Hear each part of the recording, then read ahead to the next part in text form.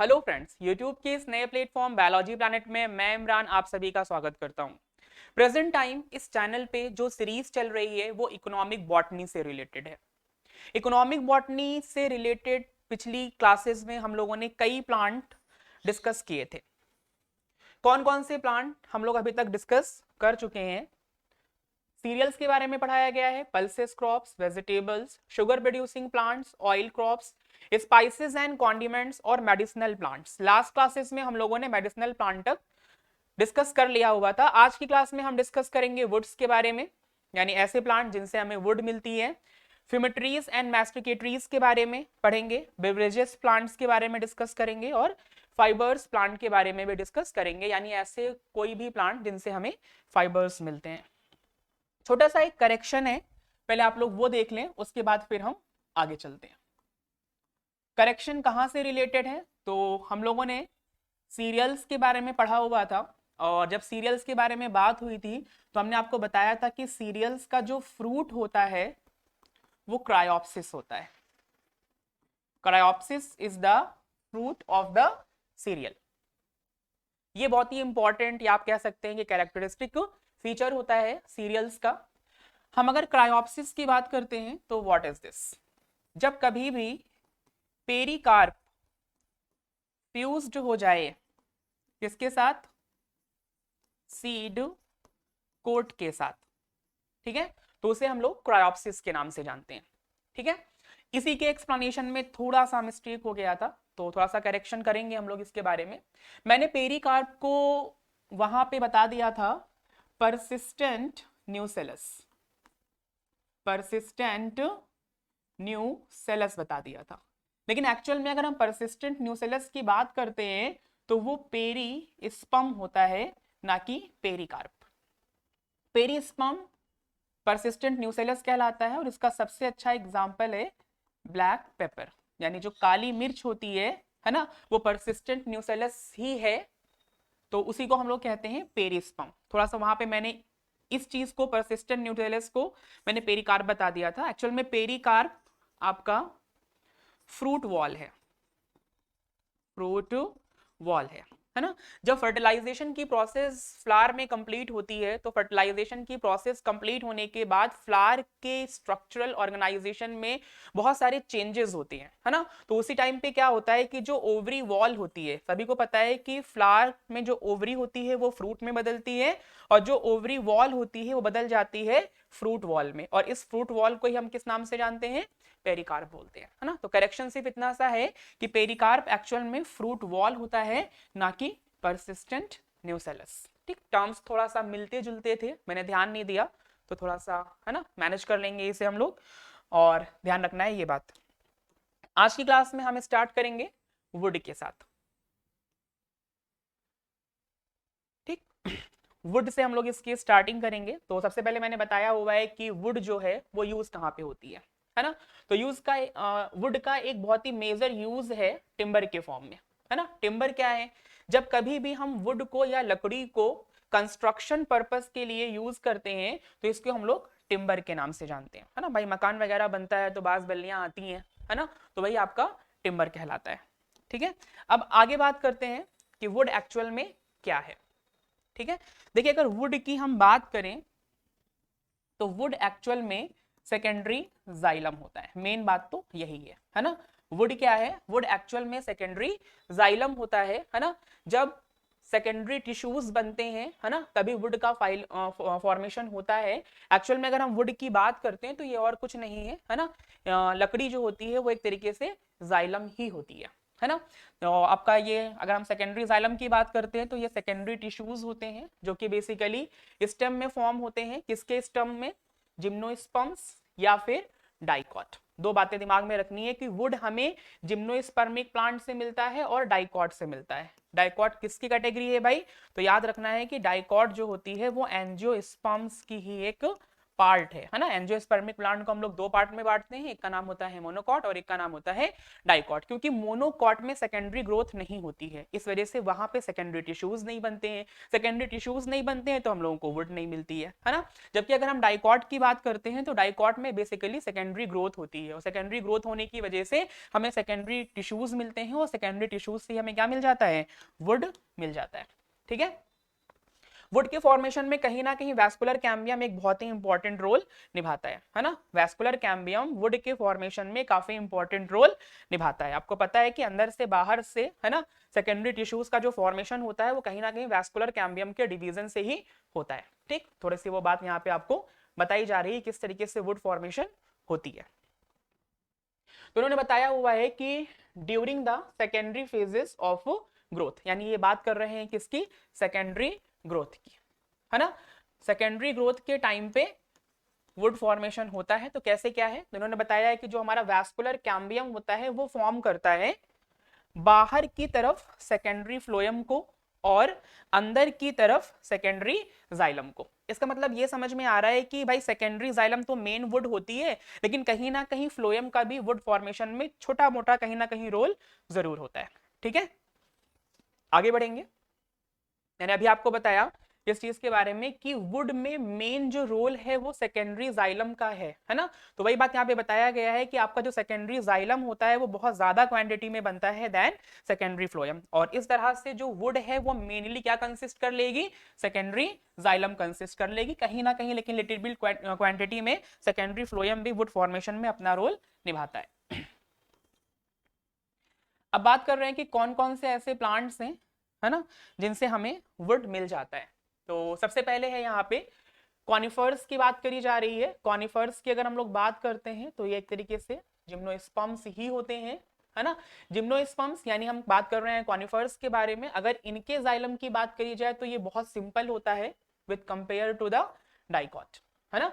यानी जो कॉनिफर्स हैं, जिम्नोस्पर्म्स हैं, उनका जाइलम सिंपलर होता है than the angiosperm of dicot. आगे बता रहे हैं कि जो कैसे वो सिंपल हो गया उसके बारे में देख लेते हैं। तो डाइकॉट जो वुड होती है उसमें कहीं ना कहीं क्या पाई जाती है, जाइलम में वेसल्स होती हैं, है ना। सभी लोगों को पता है कि जो जाइलम होता है उसके 4 कंपोनेंट्स होते हैं। जाइलम की अगर हम लोग बात करते हैं तो जाइलम एक कॉम्प्लेक्स परमानेंट टिश्यू होता है ना। 4 कंपोनेंट कौन कौन से होते हैं, तो ट्रैकीड्स होती हैं, वेसल्स होती हैं, जाइलम फाइबर्स होते हैं और जाइलम पैरेन्काइमा होता है। तो जिम्नोस्पर्म्स और एंजियोस्पर्म्स वेसल्स को लेकर के थोड़ा डिफरेंस करते हैं। कैसे डिफरेंस करते हैं कि जो हमारा डाइकॉट होता है उसमें वेसल्स प्रेजेंट होती हैं, है ना, और वेसल्स प्रेजेंट होने की वजह से हमें इसमें छोटे छोटे से पोर्स नजर आ जाते हैं, और पोर्स नजर आने की वजह से इसे हम क्या कहते हैं, पोरस वुड कहते हैं। यानी कहीं पे भी अगर हमें पोरस वुड नजर आ रही है तो हमें समझ जाना है कि वो एंजियोस्पर्मिक प्लांट है। कौन सा प्लांट है भाई, एंजियोस्पर्मिक प्लांट है। और एंजियोस्पर्मिक प्लांट में भी कौन है, डाइकॉट है। डाइकॉट से ही वुड मिलती है, मोनोकॉट से वुड नहीं मिलती है। रीजन इज दैट आपका जो मोनोकॉट वाला प्लांट होता है उसमें सेकेंडरी ग्रोथ नहीं होती है, सेकेंडरी टिश्यूज नहीं बनेंगे, दैट मींस सेकेंडरी जाइलम का फॉर्मेशन, सेकेंडरी फ्लोएम का फॉर्मेशन नहीं होगा, इस तरह से हमें वहां से कोई वुड नहीं मिलेगी। आगे बात कर लेते हैं जिम्नोस्पर्म्स की, है ना। तो अभी मैंने बताया कि वेसल्स के रिस्पेक्ट में दोनों एक दूसरे से अलग हैं। जिम्नोस्पर्म्स की अगर हम लोग बात करते हैं तो उसमें वेसल्स नहीं पाई जाती हैं। वेसल्स नहीं है तो आपको पोरस स्ट्रक्चर देखने को नहीं मिलता है, और इस वजह से जो भी वुड आपको जिम्नोस्पर्म से मिलती है एक्चुअल में वो नॉन पोरस वुड होती है। तो नॉन पोरस कहीं पे भी वुड मिलेगी तो आप समझ जाएंगे कि वो प्लांट कौन सा है, जिम्नोस्पर्मिक प्लांट है। और जिम्नोस्पर्मिक प्लांट में बेसिकली आपके कॉनिफर्स कंसिडर्ड किए गए हैं वुड के लिए। एक बात और देख लेते हैं कि जो हमारी पोरस वुड होती है उसी को हम लोग हार्ड वुड के नाम से जानते हैं, और जो हमारी नॉन पोरस वुड होती है उसे हम लोग सॉफ्ट वुड के नाम से जानते हैं। ठीक है, तो पोरस वुड को हम हार्ड वुड भी कह देते हैं और नॉन पोरस वुड को हम सॉफ्ट वुड के नाम से भी जानते हैं। आगे जो हमारा हार्ड वुड है ना, उसको फिर से 2 पार्ट में हम बांट सकते हैं। एक होती है डिफ्यूज पोरस और एक होती है रिंग पोरस। आगे देख लेते हैं कुछ और बातें हैं वुड से रिलेटेड। बताया जा रहा है कि जो डाइकॉट होते हैं, है ना, उनके अंदर गम डक्ट वुड पाई जाती है, यानी उनका फीचर है कि डाइकॉट के अंदर गम डक्ट होती है। और अगर हम जिम्नोस्पर्मिक प्लांट्स की बात करते हैं तो उनकी ये कैरेक्टरिस्टिक होती है, काफी इंपॉर्टेंट है, कि उसके अंदर रेजिन कैनाल प्रेजेंट होती है ना। यानी एंजियोस्पर्म्स के डाइकॉट में गम डक्ट पाई जाती है, जबकि जिम्नोस्पर्म्स जो होता है उसके अंदर रेजिन कैनाल प्रेजेंट होती है ना। तो ये भी उनके वुड की क्या है, स्पेशलिटी है, या आप कह सकते हैं कि एक खासियत होती है। अभी हम लोग वन बाय वन जो इंपॉर्टेंट वुड प्लांट है उनके बारे में डिस्कस करेंगे। तो पहला है हमारा टीक, जैसे कि हम लोग सागवन के नाम से जानते हैं, या फिर इसी को हम लोग सागौन भी कहते हैं। काफी अच्छी लकड़ी होती है ना, सागवन या फिर सागौन की। साइंटिफिक नेम की बात करते हैं तो टिक्टोना ग्रैंडिस इसका साइंटिफिक नेम होता है। वर्बेनेसी फैमिली से ये बिलोंग करता है। और अगर इसके वुड की बात करी जाए तो ये रिंग पोरस नेचर की होती है, और इस वुड से एक बहुत ही अच्छी कह सकते हैं या फिर एक कैरेक्टरिस्टिक स्मेल आती है। और कैरेक्टरिस्टिक स्मेल होती किसकी है, तो ये कैरेक्टरिस्टिक स्मेल लेदर की होती है, और ये बहुत ही ज्यादा ड्यूरेबल वुड होती है, काफी टिकाऊ वुड होती है। इसीलिए अपने घरों में जो खिड़की दरवाजे पल्ले वगैरह लगाते हैं वो हम लोग सागवन वगैरह के ही लगवाते हैं। अगली बात कर लेते हैं साल की। ठीक है, साल का साइंटिफिक नेम क्या होता है, तो शोरिया रोबस्टा होता है। स्टंप वगैरह हॉकी वगैरह इसी के बने हुए होते हैं। ये आपका डिप्टेरो कार्पेसी फैमिली से बिलोंग करता है, और इसकी वुड जो होती है डिफ्यूज पोरस वुड इसके अंदर पाई जाती है। अगला है शीशम। शीशम की बात करते हैं अगर हम लोग, तो शीशम का साइंटिफिक नेम डलबरेजिया सिस्सो होता है। काफी इंपॉर्टेंट है ये भी। ये फैबेसी, पेप्लियोनेसी या फिर लेगुमिनेसी फैमिली से बिलोंग करता है। तीनों एक ही नाम है एक तरीके से देखा जाए तो। इसके अंदर भी डिफ्यूज पोरस वुड जो होती है वो प्रेजेंट होती है। तो ये जो भी वुड अभी हम लोगों ने डिस्कस करी है ना, वो हमारी डाइकॉट वुड थी, यानी हमें एंजियोस्पर्मिक प्लांट से मिलती हैं। अभी देख लेते हैं हम लोग देवदार के बारे में, है ना। देवदार का साइंटिफिक नेम क्या है, सिड्रस देवडारा होता है, और ये पिनेसी फैमिली से बिलोंग करती है, क्योंकि ये जिम्नोस्पर्मिक है, इस वजह से इसकी जो वुड है वो नॉन पोरस है। ठीक है, नॉन पोरस वुड यहाँ पे पाई जाती है। अगला है पाइन वुड, जिसको हम लोग चीड़ का पेड़ कहते हैं, है ना। यहाँ से भी हमको लकड़ी मिल जाती है। तो इसका साइंटिफिक नेम है पाइनस रॉक्स बर्गाई। इसकी फैमिली जो होती है वो पिनेसी फैमिली है, और इससे भी हम लोगों को नॉन पोरस वुड मिलती है। तो ये कुछ वुड वाले प्लांट्स थे, है ना, जिनसे क्वेश्चंस हमारे एग्जामिनेशन में आते हैं, उनके बारे में मैंने डिस्कस किया। अगली कैटेगरी देखते हैं। अगली जो कैटेगरी है वो हमारी है फ्यूमेट्रीज और मैस्टिकेटरीज, है ना। फ्यूमेट्रीज का मतलब क्या हुआ, कोई भी ऐसा प्लांट या फिर प्लांट का कोई भी ऐसा प्रोडक्ट जिसको यूज किया जा रहा है किसके लिए, यूज्ड फॉर स्मोकिंग, है ना। धूमपान एक तरीके से कह सकते हैं, फ्यूम्स उड़ा रहे हैं, धुआं उड़ा रहे हैं, है ना। तो वही चीज है यूज फॉर स्मोकिंग। जिसको भी स्मोकिंग के लिए यूज किया जाएगा उसे हम लोग बोलेंगे फ्यूमेट्रीज, है ना। और मैस्टिकेटरीज क्या होती हैं, है ना। पान पुड़िया सभी लोग खा रहे हैं आज के जमाने में, तो जो ये स्मोकिंग वाला किस्सा है वो फ्यूमेट्रीज में चला जाएगा, है ना। जो चबा रहे हैं हम लोग, जो सुपारी वगैरह खाते हैं या जो कुछ भी चबाया जा रहा है ना, वो आपका हो जाएगा मैस्टिकेटरीज। ठीक है, तो ये क्या होते हैं भाई, तो this is used for chewing, है ना। तो जिसे भी च्युइंगिंग के लिए यूज किया जाएगा वो मैस्टिकेटरीज कहलाएगा, क्योंकि आप उसको मैस्टिकेट कर रहे हैं, चबा रहे हैं। और जिसको भी हम लोग स्मोकिंग के लिए यूज कर रहे हैं वो फ्यूमेट्रीज कहलाएगा, क्योंकि कहीं ना कहीं वहां धुआं उड़ा रहे हैं, इसलिए कुछ ऐसे नाम इनके दिए गए हैं, है ना। अगर हम दोनों की ही बात करते हैं तो दोनों ही अपने आप में नारकोटिक्स हैं। नारकोटिक्स का मतलब नशीले होते हैं, है ना। और कुछ का नशा खतरनाक टाइप का होता है, कुछ का नशा धीरे धीरे होता है ना। फिलहाल नार्कोटिक्स दोनों ही होते हैं, चाहे हम फ्यूमेट्रीज की बात करें या फिर हम मैस्टिकेटरीज की बात करें। किस तरीके से ये नार्कोटिक्स हैं, तो इसमें से कुछ तो ऐसे होते हैं जो हिप्नोटिक्स होते हैं, यानी लोगों को हिप्नोटाइज कर देते हैं, है ना। फिर अगला होता है सेडेटिव्स, फिर अगले हैं आपके पास हेलुसिनोजेंस, और लास्ट में हमारे पास टोबैको। तो वन बाय वन हम इनके बारे में डिस्कशन करेंगे कि ये क्या चीजें हैं। सबसे पहले बात करेंगे हिप्नोटिक्स के बारे में कि हिप्नोटिक्स किसे कहा जाता है।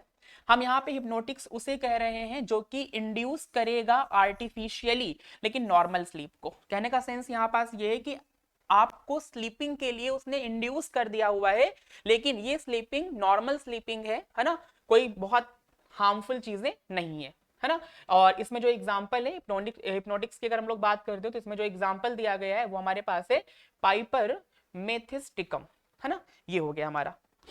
फिर अगले हम लोग देख लेते हैं सेडेटिव्स। सेडेटिव्स क्या होते हैं, सेडेटिव्स की अगर हम लोग बात करते हैं, ठीक है, तो ये एक तरीके से प्रोड्यूस किए जा क्या क्या प्रोड्यूस करते हैं, तो काल्मिंग इफेक्ट प्रोड्यूस करते हैं, है ना। लोगों को ये रिलैक्स कर देते हैं और रिड्यूस कर देते हैं क्या, मेंटल एक्टिविटीज को, और फाइनली सप्रेस कर देते हैं कॉन्शियसनेस को, ठीक है ना। तो इनको हम लोग सेडेटिव्स के नाम से जानते हैं। एक तरीके से आप ये कह सकते हैं कि सेडेटिव्स वो होते हैं जो सेंस को खत्म कर देते हैं, है ना, कॉन्शियसनेस का रिडक्शन कर देते हैं, कॉन्शियसनेस को सप्रेस कर देते हैं, है ना। इंसान क्या हरकत कर रहा है उसे खुद भी नहीं पता होता है, और सेडेटिव्स का यूजुअली रोल स्लीपिंग में भी होता है, लेकिन ये स्लीपिंग नॉर्मल स्लीपिंग नहीं होती है ना। तो ये सेडेटिव्स हो गए। सेडेटिव्स के फॉर्म में किसको यूज किया जाता है, तो पापावर सोमनीफेरम को यूज करते हैं, और पापावर सोमनीफेरम को हम अफीम बोलते हैं। पापावर सोमनीफेरम इज व्हाट, तो पापावर सोमनीफेरम अफीम का ही साइंटिफिक नेम होता है ना। अगली कैटेगरी पढ़ेंगे, क्या है, हेलुसिनोजेंस, है ना। खतरनाक टाइप का वर्ड है और खतरनाक इसकी फीलिंग भी है ना। हेलुसिनोजेंस क्या है भाई, ये ऐसे सब्सटेंसेस होते हैं कि जिनको आप ले लें, खा लें, पी लें, है ना, तो जो चीजें हैं नहीं, जो चीजें सुनाई नहीं पड़ रही हैं, वो भी दिखाई देने लगती हैं और सुनाई पड़ने लगती हैं, है ना। तो हेलुसिनोजेंस यही चीज होते हैं। तो ये एक तरह की ड्रग्स होती हैं, है ना, जो अफेक्ट करती हैं पीपल्स के दिमाग को इस तरह से कि जो चीजें हैं नहीं, है ना, और जो चीजें सुनाई नहीं दे रही, यानी एक्चुअल में वो नहीं है, लेकिन फिर भी उनको नजर आते हैं। एक तरीके से कह सकते हैं दिन में तारे नजर आ रहे हैं ऐसे लोगों को, है ना। तो बात करते हैं इसमें कौन कौन से हैं जिनको हम लोग हेलुसिनोजेंस के फॉर्म में यूज करते हैं। तो धतूरा है ना।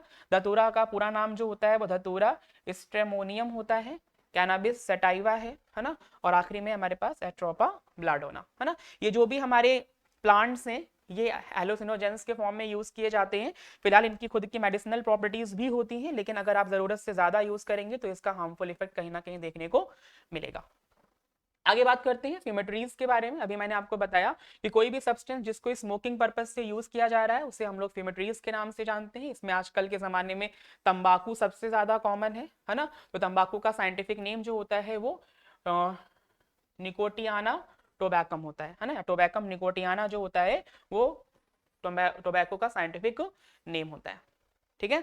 तो इसमें बात कर लेते हैं सबसे पहले हम लोग टोबैको के ही बारे में। तो निकोटियाना टोबैकम साइंटिफिक नेम है, ये आपका सोलेनेसी फैमिली से बिलोंग करता है, और टोबैको से जो अल्कलॉइड हमें मिलता है वो निकोटीन मिलता है ना। बहुत सारे लोग ऐसे होते हैं कि जिनका काम ही नहीं चलता है बिना तंबाकू चबाए, है ना। अगर एक बार आदत पड़ गई तो फिर पड़ गई, है ना, कोई काम भी नहीं होगा उनसे, कुछ भी करवा लो दिमाग इधर ही उधर फिरेगा। अगला है एरेका नट, जिसको कि हम लोग सुपारी के नाम से जानते हैं। साइंटिफिक नेम इसका एरेका कैश्यू होता है, और ये आपका एरिकेसी फैमिली से बिलोंग करता है ना। पान में खूब कायदे से लोग यूज करते हैं इसको। अगला है कोका। कोका साइंटिफिक नेम क्या होता है इसका, एरिथ्रोजाइलम कोका होता है। ये आपका एरिथ्रोजाइलेसी फैमिली से बिलोंग करता है। एल्केलॉइड की अगर हम लोग बात करते हैं तो इसमें कोकेन या फिर कोक पाया जाता है, और ये कैनाबिनॉइड्स है ना। देखिए हमारे ब्रेन में ना कुछ रिसेप्टर्स प्रेजेंट होते हैं, ब्रेन में हमारे कुछ रिसेप्टर्स प्रेजेंट होते हैं, और ये जो आपके फ्यूमिगेटरीज मैस्टिकेटरीज होती हैं, या जो नारकोटिक्स होती हैं, नशीली दवाइयां होती हैं, या जो हम नशे के लिए यूज करते हैं, है ना, वो हमारे ब्रेन रिसेप्टर्स को क्या कर लेते हैं, जाकर के ब्लॉक कर देते हैं और एक्टिविटीज को कहीं ना कहीं अफेक्ट करते हैं। तो दो रिसेप्टर्स बड़े ही इंपॉर्टेंट हैं। एक का नाम होता है कैनाबिनॉइड्स, ठीक है। तो उसी में आपको ये एक्सप्लेन किया गया है कि ये एक तरीके से क्या है, कैनाबिनॉइड्स है। तो ध्यान रखना है कि ब्रेन में रिसेप्टर्स होते हैं और उसी के बिहाफ पे हम ड्रग्स को क्लासिफाई कर देते हैं। अगला है हमारे पास इंडियन हम, जिसको कि चरस, गांजा और हशीश के फॉर्म में यूज किया जाता है। साइंटिफिक नेम की अगर हम लोग बात करते हैं तो इसका साइंटिफिक नेम कैनाबिस सटाइवा होता है, और ये हमारा कैनाबिनेसी फैमिली से बिलोंग करता है ना। इसको डिफरेंट फॉर्म में यूज किया जाता है ना। तो जैसे कि सपोज करिए कि इसको भांग के फॉर्म में यूज किया जा रहा है ना। भांग की अगर हम लोग बात करते हैं तो किस तरीके से इसको यूज करते हैं, ड्राई लीव्स होती हैं male and female flowering shoots की, है ना, उसको भांग के फॉर्म में यूज किया जाता है। लोग इसे स्मोक भी करते हैं, है ना, और जब इसकी स्मोकिंग करी जाती है तो इसको हम लोग मरीजुआना के नाम से जानते हैं, ठीक है। बाकी और भी बहुत सारे प्रोडक्ट्स हैं जो कि कहीं ना कहीं भांग उसमें यूज होती है। अगला है हमारे पास गांजा। गांजा क्या है, तो ड्राइड फीमेल इन्फ्लोरेसेंस, है ना, यानी कैनाबिस सटाइवा जो हमारा प्लांट होता है उसका ड्राइड फीमेल इन्फ्लोरेसेंस जो होता है वो गांजे के फॉर्म में यूज किया जाता है। फिर अगला है चरस या फिर हसीस, है ना। चरस हसीस क्या है, तो यहाँ पे हमें करना क्या है कि इसके अंदर से हमें रेजिन मिलता है, येलो कलर का रेजिन मिलता है। उस रेजिन को प्योर फॉर्म में बिना डाइल्यूट किए यूज करेंगे तो इसको हम लोग बोलेंगे चरस। अगला है मैस्टिकेटरीज, देख लेते हैं हम। बीटल, जैसे कि हम लोग पान के नाम से जानते हैं, इसका साइंटिफिक नेम पाइपर बेटल होता है और इस आपकी फैमिली जो होती है वो पेपरेसी फैमिली से ये बिलोंग करता है। तो ये कुछ प्लांट्स थे, ठीक है, जिनको फ्यूमेट्रीज और मैस्टिकेटरीज के फॉर्म में एज यूजुअल ह्यूमन यूज करता है। ठीक, अब आगे डिस्कस कर लेते हैं हम लोग बेवरेजेस प्लांट्स के बारे में, है ना। बेवरेजेस प्लांट्स यानी ऐसे बहुत सारे प्लांट्स होते हैं जिसको हम पेय पदार्थ के फॉर्म में यूज करते हैं, है ना, यानी उनको हम लोग पीते हैं, तो उन्हीं को हम लोग बेवरेजेस के नाम से जानते हैं। बात करते हैं कि बेवरेजेस में कौन कौन है ना। तो पीने में सबसे पहले नंबर पे अल्कोहल आ जाता है, लेकिन हमें यहाँ अल्कोहल के बारे में डिस्कस नहीं करना है, हमें यहाँ नॉन अल्कोहलिक बेवरेजेस के बारे में पढ़ना है। तो उसमें सबसे पहले हमारी चाय है, कॉफी है और कोका है ना। ये तीन major alcoholic beverages, sorry non alcoholic beverages हमारे सिलेबस में दिए हुए हैं। ठीक है, तो वन बाय वन बात करेंगे। सबसे पहले डिस्कस करते हैं टी के बारे में, चाय, है ना। सभी लोगों की शुरुआत इसी से होती है। चाय की अगर हम लोग बात करते हैं तो इसका साइंटिफिक नेम होता है कैमेलिया साइनेंसिस, या फिर बहुत फेमस नाम है इसका थिया साइनेंसिस। ये थिएसी फैमिली से बिलोंग करता है। इसमें जो एल्केलॉइड प्रेजेंट होता है वो कैफीन प्रेजेंट होता है, और इसकी प्रॉपर्टी होती है कि रिफ्रेशिंग प्रॉपर्टीज रखता है ना। मूड वूड खराब होता है लोगों का तो जाते हैं थक वक करके चाय वाय पी लेते हैं और अपने आप को थोड़ा सा रिफ्रेश फील करने लगते हैं, है ना। तो इसके अंदर रिफ्रेशिंग प्रॉपर्टी पाई जाती है ना। और अगर हम एज यूजुअल बात करते हैं कि इसकी सबसे ज्यादा क्वांटिटी कहाँ पे प्रेजेंट है, मैक्सिमम ये कहाँ पाया जाता है, तो आसाम में और दार्जिलिंग, है ना, यानी वेस्ट बंगाल दार्जिलिंग में ये इसकी खेती बहुत कायदे से करी जाती है। अगली हमारे पास बेवरेजेस है कॉफी। कॉफी की अगर हम लोग बात करते हैं तो ये कैफिया अरेबिका इसका साइंटिफिक नेम होता है। रूबिएसी फैमिली से ये बिलोंग करता है ना। और ये आपको इंडिया में 80% कर्नाटका में देखने को मिल जाता है ना, यानी इसकी पैदावार सबसे ज्यादा कहाँ पे हो रही है, इंडिया में कर्नाटका में होती है। फिर अगला प्लांट है हमारे पास जिसका नाम है कोकोआ, है ना। साइंटिफिक नेम क्या होता है, तो इसका साइंटिफिक नेम है थियोब्रोमा काकाओ, और फैमिली की अगर हम लोग बात करते हैं तो ईस्टरकुलेसी फैमिली से ये बिलोंग करता है। तो ये हो गया हमारा बेवरेजेस, है ना, यानी ऐसा कोई प्लांट जिसके हम लोग पेय पदार्थ बना रहे हैं, है ना, या पेय पदार्थ के फॉर्म में यूज कर रहे हैं, तो उसी का नाम यहाँ पे रखा गया है बेवरेजेस। आगे डिस्कस करेंगे अगला टॉपिक फाइबर्स, है ना। फाइबर्स वेरियस फॉर्म में हम यूज करते हैं, है ना, कभी कपड़े बना रहे हैं, कभी रस्सी बन रही है ना, कभी घरों की चादरें बन रही हैं, कंबल बन रहे हैं, ये सारी चीजें हैं। तो ऐसे प्लांट्स जिनसे हमें फाइबर्स मिलता है उनके बारे में डिस्कशन करेंगे। तो इसमें सबसे पहला हमारे पास जो है वो है सरफेस फाइबर, जैसे कि हम लोग कॉटन या फिर कपास के नाम से जानते हैं, है ना, कॉटन या फिर कपास कहते हैं। तो इसमें जो प्लांट है वो कौन सा है, तो उसका साइंटिफिक नेम है गॉसिपियम। गॉसिपियम की बहुत सारी स्पीसीज होती हैं, तो कोई भी स्पीसीज आप ले सकते हैं। ये मालवेसी फैमिली से बिलोंग करता है। और अगर मैं बात करूं कॉटन की, तो एक्चुअल में ये ऑब्टेन्ड होता है सीड सरफेस से, ठीक, इसीलिए इसको सरफेस फाइबर कहा गया है। सीड सरफेस से आपको ये ऑब्टेन होता है। काफी इंपॉर्टेंट क्वेश्चन है, ये सबसे ओल्डेस्ट फाइबर है। जितने भी फाइबर्स होते हैं सभी फाइबर में सबसे ओल्डेस्ट फाइबर जो होता है वो कॉटन होता है, और कॉटन का साइंटिफिक नेम जो होता है वो गॉसिपियम स्पीसीज है, मालवेसी फैमिली से बिलोंग करता है। थोड़ा सा मैंने इसका एक रफ सा डायग्राम बनाने की कोशिश करी हुई है क्योंकि ये चीजें पूछी गई हैं, है ना। अगर आप इसके सरफेस पे देखते हो तो आपको दो तरह के फाइबर्स दिख जाते हैं, है ना। एक थोड़ा सा लार्ज साइज का होता है जिससे लिंट कहा जाता है, और एक थोड़ा सा स्मॉल साइज का होता है जिसे कि हम लोग फज के नाम से जानते हैं। तो इसमें दो तरह के स्ट्रक्चर्स देखने को मिल जाते हैं इसके सरफेस के ऊपर। जो बड़ा फाइबर आपको नजर आता है उसे हम लोग लिंट कहते हैं, जो छोटे छोटे से फाइबर्स लगे होते हैं उसको हम लोग फज के नाम से जानते हैं। ये बात दिमाग में रखिएगा कि ये सरफेस फाइबर है। आगे बात कर लेते हैं सॉफ्ट और बास्ट फाइबर की, ठीक है, सॉफ्ट और बास्ट फाइबर। आपको ये ऑब्टेन्ड कहां से होता है, तो उन्होंने बताया है कि जो ये सॉफ्ट और बास्ट फाइबर है ना, वो आपको दो तरह से मिल जाता है। एक तो मिल जाएगा आपको सेकेंडरी फ्लोएम से, और एक आपको मिल जाएगा पेरिसाइकिल से। तो सबसे पहले डिस्कस कर लेते हैं सेकेंडरी फ्लोएम से हमें कौन सा सॉफ्ट या फिर बास्ट फाइबर मिलता है ना, इंपॉर्टेंट है काफी। पहला है जूट, है ना, यही इंपॉर्टेंट है। जूट की अगर हम लोग बात करते हैं तो इसका साइंटिफिक नेम होता है कॉर्कोरस कैप्सुलेरिस, या फिर इसकी एक और स्पीसीज होती है जिसका नाम है ओलिटोरियस, है ना। ये टेलिएसी फैमिली से बिलोंग करता है। इसमें फिर अगला है सन हम, जिसको कि हम लोग सनई के नाम से जानते हैं, गांव में काफी कॉमन होता है। क्रोटेलेरिया जंसिया इसका साइंटिफिक नेम है। ये फैबेसी फैमिली, है ना, से बिलोंग करता है। उसको पैपिलियोनेसी फैमिली के नाम से भी हम लोग जानते हैं। तो इसमें से जूट बहुत इंपॉर्टेंट है ना, जूट के बारे में ध्यान रखना है। फिर अगला है, अगर हम लोग पेरीसाइकिल से बात करते हैं, पेरीसाइकिल से कौन सा हम लोगों को सॉफ्ट और बास्ट फाइबर मिलता है, तो वो फ्लैक्स फाइबर है। इसी को हम लोग लिनसीड के नाम से जानते हैं। और लिनसीड जिस प्लांट से हमें मिलता है उसका साइंटिफिक नेम लाइनम स्पीसीज है। कोई भी स्पीसीज हो सकती है और ये लिनेसी फैमिली से बिलोंग करता है। आगे डिस्कस करेंगे हार्ड फाइबर के बारे में, है ना, इंपॉर्टेंट है, बहुत ज्यादा इंपॉर्टेंट है।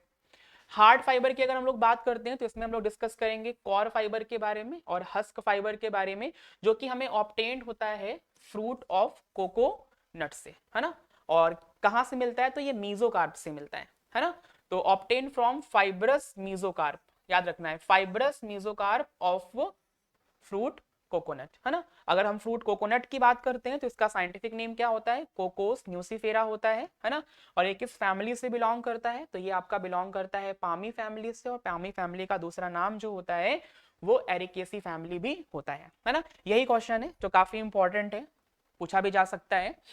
आपकी जो मरीन केबल्स होती हैं उनको बनाने के लिए हम कॉयर फाइबर का ही इस्तेमाल करते हैं, है ना। मैराइन केबल्स जो होती हैं उनको बनाने के लिए हम कॉयर फाइबर का यूज करते हैं। तो ये हमारे जो टॉपिक थे फुल एंड फाइनल, ये फिनिश हो गए हैं। पूरा इकोनॉमिक बॉटनी से रिलेटेड जो कुछ भी था हम लोगों ने हमारे सिलेबस में, फिर चाहे वो टीजीटी में हो या फिर पीजीटी में हो, दोनों ही हम लोगों ने डिस्क्राइब कर लिया हुआ है, ठीक है ना। अभी थोड़ा सा देख लेते हैं कुछ हमारे रिसर्च सेंटर्स हैं, है ना, उनके बारे में, क्योंकि ये इसमें आ जाता है कि भाई रिसर्च सेंटर फैला है वो कहाँ पे पाया जा रहा है ना, तो उसका नाम वो पूछ लेते हैं। तो जो इंपॉर्टेंट है, जो इकोनॉमिक बॉटनी से रिलेटेड आपके रिसर्च सेंटर है, थोड़ा सा उसके बारे में बात करेंगे। तो इसमें सबसे पहला हमारे पास है CDRI, है ना। तो फुल फॉर्म है इसका सेंट्रल ड्रग रिसर्च इंस्टीट्यूट, और ये कहाँ पे है, लखनऊ में है। अगला है NBRI, काफी फेमस बोटानिकल गार्डन है अपने आप में ये, है ना, और काफी इंपॉर्टेंट भी है, national botanical research institute of Lucknow, है ना। अगला है CPRI, central potato research institute, कहाँ पे है, शिमला में। अगला है FRI, फॉरेस्ट रिसर्च इंस्टीट्यूट, कहाँ पे है, देहरादून में, ठीक है। ये कुछ अच्छे रिसर्च सेंटर है जिनके बारे में क्वेश्चन बन सकता है या कुछ पूछा जा सकता है इनसे रिलेटेड। अगला है IARI, है ना, इंडियन एग्रीकल्चरल रिसर्च इंस्टीट्यूट, ये आपका न्यू दिल्ली में है। नीरी, नीरी फुल फॉर्म क्या है इसका, national environmental engineering research institute, कहाँ पे है, नागपुर में, ठीक। और लास्ट वन है हमारे पास काजरी। काजरी की बात करते हैं तो इसका फुल फॉर्म क्या है, तो काजरी का फुल फॉर्म है central and zone research institute, ये राजस्थान में है, राजस्थान के कहा, जोधपुर में, ठीक है। तो ये कुछ इंपॉर्टेंट रिसर्च सेंटर थे जिनसे रिलेटेड क्वेश्चंस आपके टीजीटी पीजीटी बायोलॉजी एग्जामिनेशन में पूछे जा सकते हैं या फिर जिनसे रिलेटेड क्वेश्चंस आए हुए हैं। तो आज की क्लास में फुल एंड फाइनल जो भी आपका इकोनॉमिक बॉटनी का पोर्शन था वो क्लोज हो चुका है। जितना भी पोर्शन आपकी इकोनॉमिक बॉटनी का था, ठीक है, वो पूरा का पूरा पोर्शन क्लोज कर दिया हुआ है।